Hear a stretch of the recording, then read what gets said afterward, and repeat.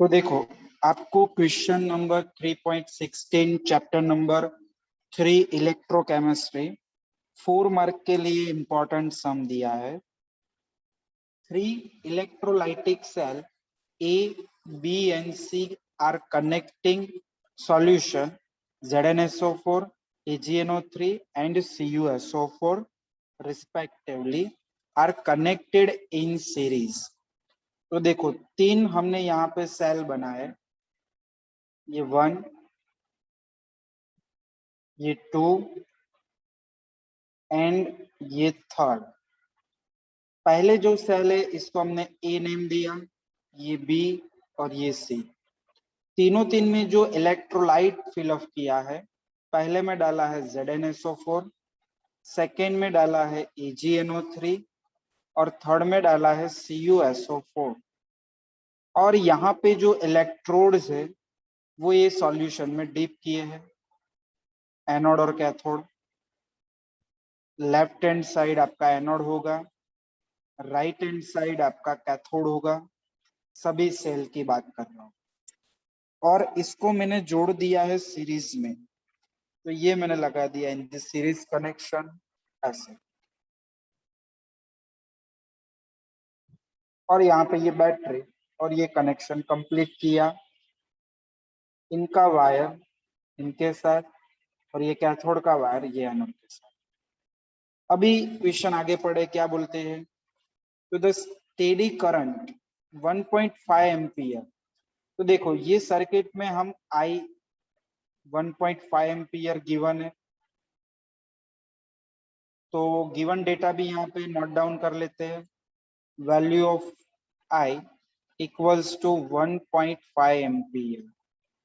A steady current 1.5 ampere was passed through them until, कब तक हम पास करते हैं? जब तक हमें 1.45 ग्राम ऑफ सिल्वर कैथोड पे मिल जाता है बी सेल में। ये बी सेल में 1.45 ग्राम सिल्वर जब हमें मिलता है तब अब हम उसको पास करते हैं। यानी वेट ऑफ सिल्वर आपको गिवन है 1.45 ग्राम। क्वेश्चन क्या पूछा है? How long did the current flow. यानी आपको निकालना है टाइम, कितने टाइम तक आपको ये करंट पास करना होगा। आगे क्वेश्चन क्या पूछा है? What mass of copper and zinc were deposit. आपको कॉपर और जो जिंक है उनका भी मास फाइंड आउट करना है। तो ये न्यूमेरिकल्स के गिवन डेटा है। तो देखो, पहली चीज हम यहाँ पे करेंगे रिएक्शंस। बी सेल के लिए मैं रिएक्शंस लिखता हूं।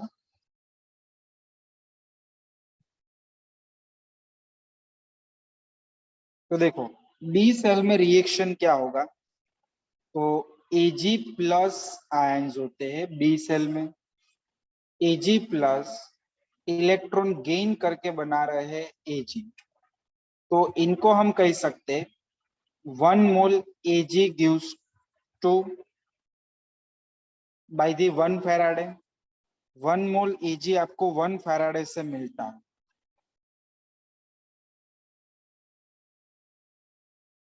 1 मोल Ag यानी 108 ग्राम। इसका मॉलिक्यूलर एटॉमिक मास होता है 108। सो 1 फैराडे गिव्स 108 ग्राम। आपको क्वेश्चन में बोला है 1.45 ग्राम। तो पहले हम आई, ये 108 ग्राम Ag हमें मिलता है 1 फैराडे से। तो क्वेश्चन में दिया है 1.45 ग्राम ऑफ Ag कितने फैराडे से मिलेगा। चलो पहले फैराडे निकाल लो।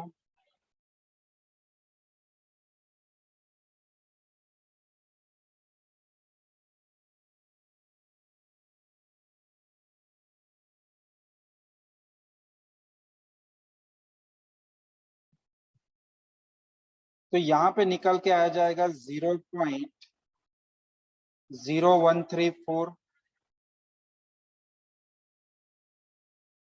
फैराडे, ये आपको फैराडे मिल गया। अभी आपको निकालना है टाइम। तो देखो फैराडे का मैंने फार्मूला आपको दिया हुआ है, faraday equals to I into T by 96500। तो यहाँ पे आपको फैराडे दिया है 0.01342, आई की वैल्यू दी है 1.5 और टी 96500। चलो यहाँ पे टी को सब्जेक्ट बना लो।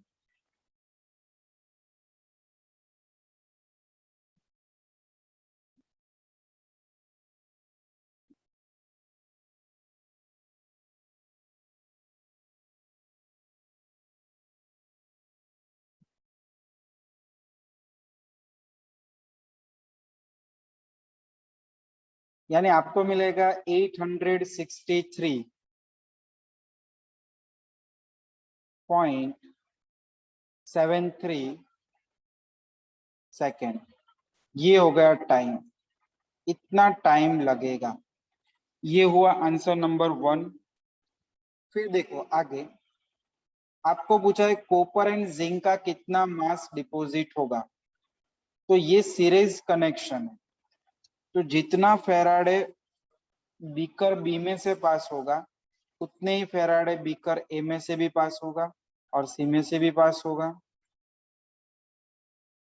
तो यहाँ पे पहले कैलकुलेट करते हैं वेट ऑफ जिंक, फिर वेट ऑफ कॉपर। तो जिंक के लिए रिडक्शन रिएक्शन हो जाएगी। चलो इनको क्या लिख सकते हैं, 2 faraday gives to 1 mole zinc. चलो जिंक का एटॉमिक मास कितना होता है, 65.3 ग्राम। तो 2 फैराडे से 65.3 ग्राम। तो अपने पास जो फैराडे मिल के आए थे देखो ऊपर ये वाले 0.01342 फैराडे से कितने ग्राम हमें जिंक मिलेगा, निकाल लो वेट ऑफ जिंक।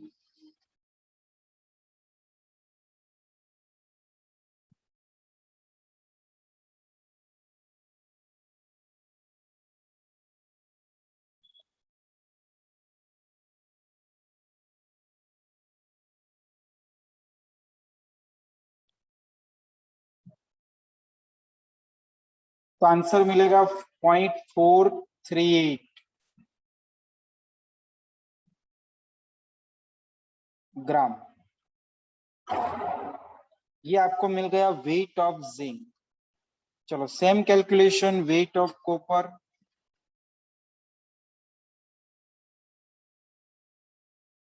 तो यहाँ पे लिख सकते हैं 2 faraday gives to 63.5 gram copper. Copper का एटॉमिक मास होता है 63.5 ग्राम।